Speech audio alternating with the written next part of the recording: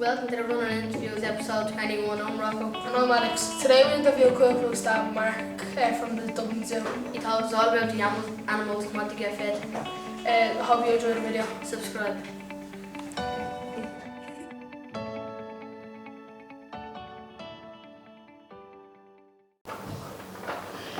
Starting Mark, welcome to Running Interviews. I'm Alex. Thanks, Alex. Pleased to meet you. Pleased to meet you, Rocco. How are you? Good. Welcome to Running Interviews. What's the story? Oh, well. So how long have you worked in Dublin Zoo? I started in the zoo when I was 15, cleaning plates in the restaurant in the zoo. Then in 2008, I got a job as a bin man in the zoo. And now at the moment, I've had to working on my way up to working with the animals there at the zoo even till now.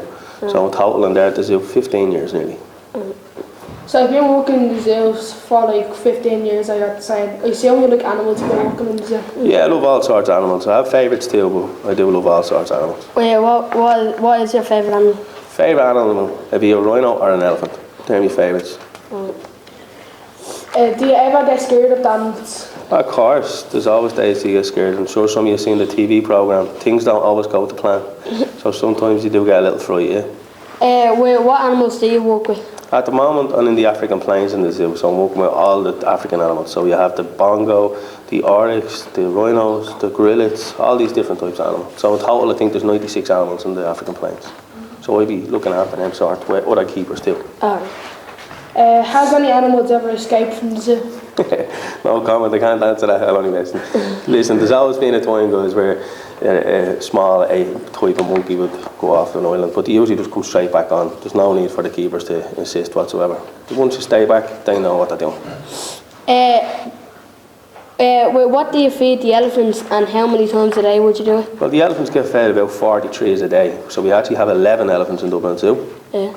So you get about 40 trees a day. So you get sycamore and silver birds. The tree itself will be about 9 to 12 foot each tree, and then they get about 22 to 24 bales of hay a day. So we're doing any training with them as well. We give them extra stuff, so they get apples. So apples are a bit high in sugar, so we reinforce. So if the elephant comes to us, we have a target stick. Target hits the target stick with its head. We throw a piece of apple on the ground.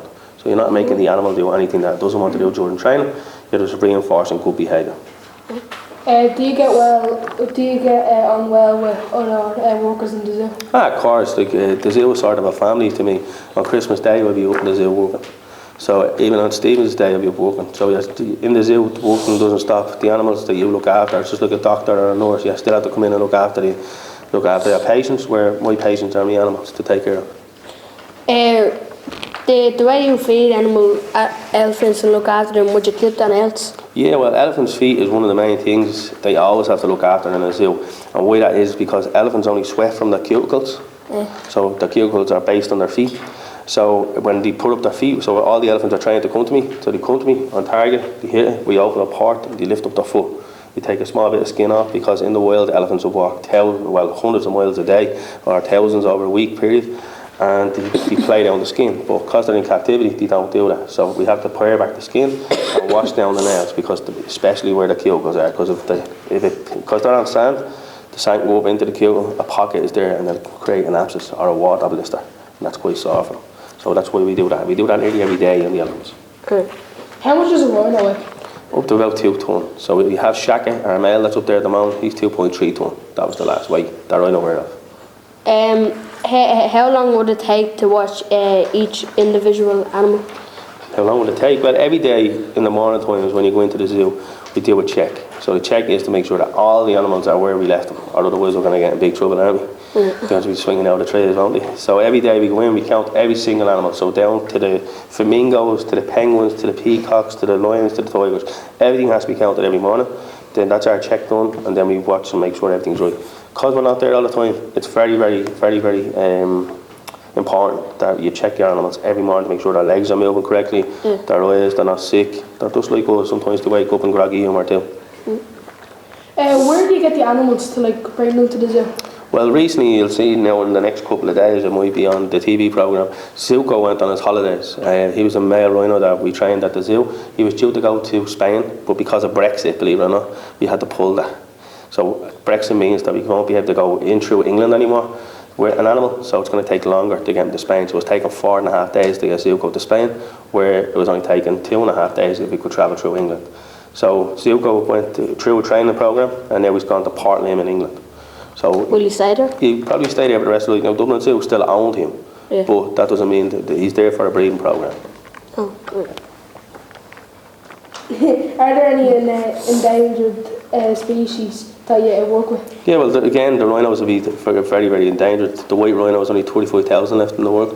Then you have the black rhino, which is the 2 African species. There are only 6,500 left in the world. Now, there's no black rhino in the zoo, but I have worked with them in a different zoo.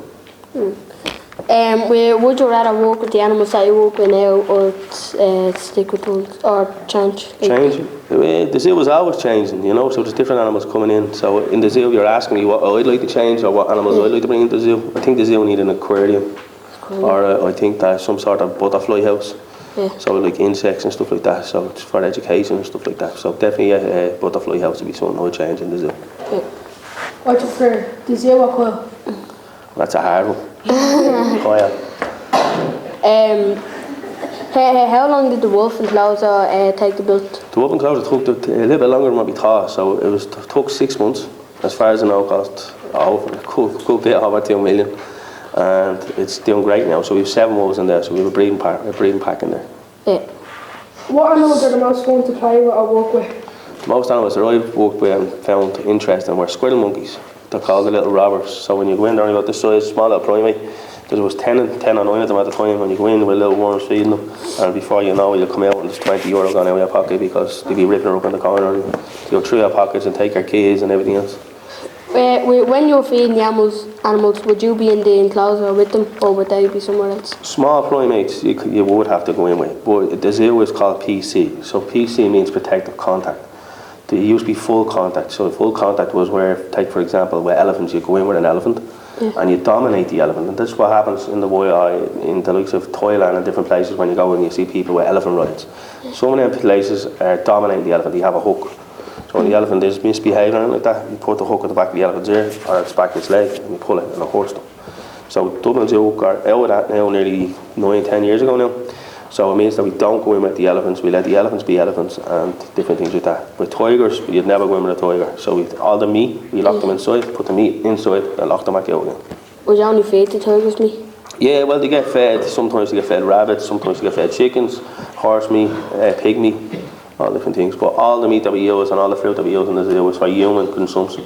Yeah. So it's the best of stuff. Do you think Kyle should follow your footsteps and work in the zoo when he's older? I always tell him to go and be a vet because there's more money in it.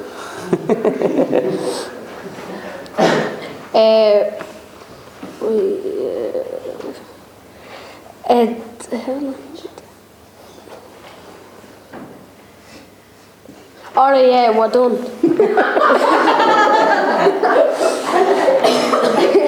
Yeah, that's all the questions, Mark. Perfect, thanks Alex. Good to see you. Well done,